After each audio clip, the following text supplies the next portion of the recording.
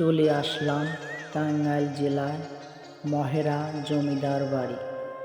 প্রিয় দর্শক, আজ আমরা ঘুরে দেখব টাঙ্গাইল জেলার মধুপুরে অবস্থিত ঐতিহাসিক মহেরা জমিদার বাড়ি। বাংলার জমিদার প্রথার এক অনন্য নিদর্শন এই প্রাসাদ।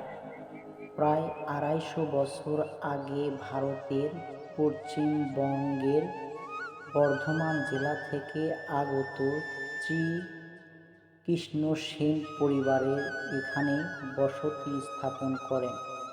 পরবর্তী সময়ে তার ৩ পুত্র শশী কুমার সেন, শশীভূষণ সেন ও হরেশচন্দ্র সেন জমিদারি বিস্তার করেন।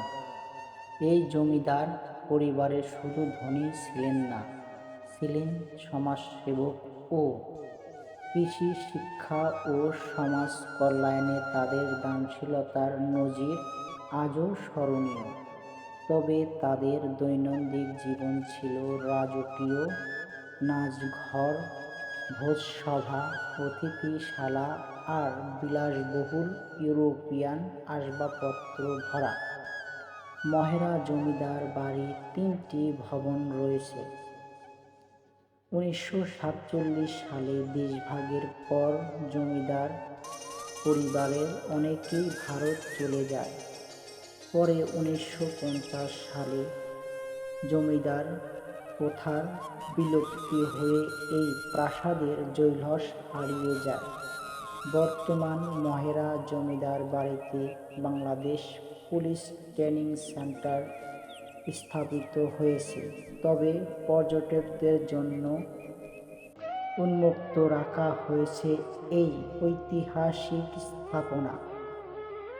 মহেরা জমিদার বাড়িতে শুধু একটি স্থাপত্য নয়, এটি বাংলার ঐতিহাসিক জমিদারি প্রথার ঐতিহাসিক এক অমূল্য সাক্ষ্য।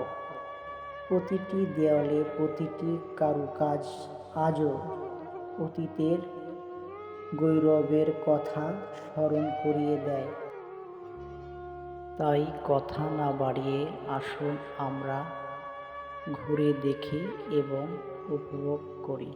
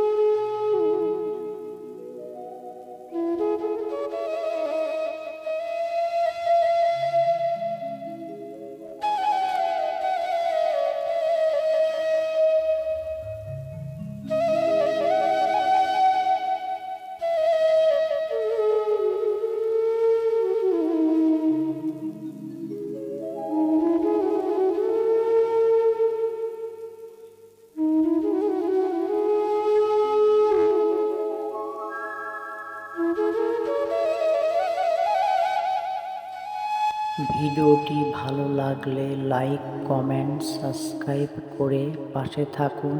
আর এরকম নিত্য নতুন ভিডিও দেখার জন্য আমাদের চ্যানেলটি সাবস্ক্রাইব করে রাখুন। ধন্যবাদ।